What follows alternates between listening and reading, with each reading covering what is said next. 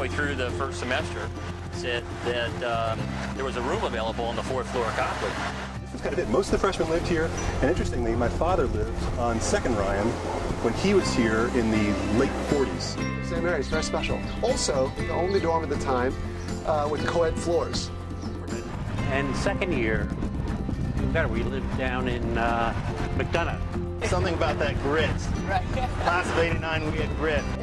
The one landmark our class did have was in our freshman year, the tombs opened up. We used to use the cafeteria trays and go sledding down the hill onto the baseball field right here.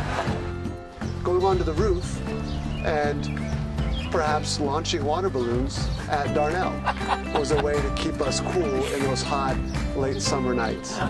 Somebody left a key in a lock, and he was able to get into the floor above it and the cone above.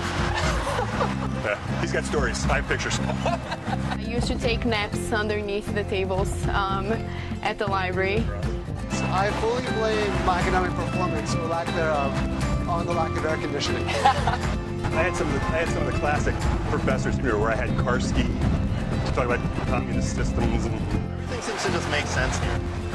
As far as the layout, as far as the buildings and the space, the spirit.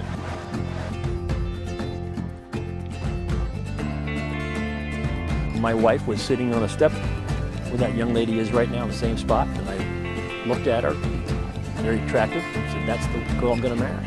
I met him actually 50 years ago this weekend, this graduation weekend. Wow. On a blind date. Yeah, but this area is still beautiful. Yeah. Here's a heating grate. You could actually sleep on that and stay very comfortable. Here we are at Copley Hall, which was special to me because in between classes I would run through this door, which at the time was the way to get to the WGTV studios where I was a DJ. It's almost like a pilgrimage for me. I spend time walking around the campuses and go to those special places.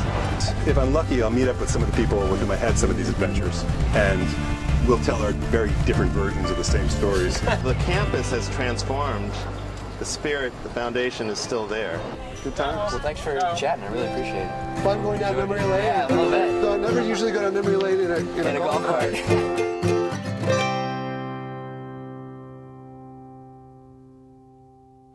There were more than one night where I slept behind that nice hedgerow in front of the science building.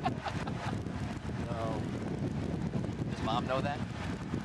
I think Mom's the one who found me. Which is when I knew she first loved me.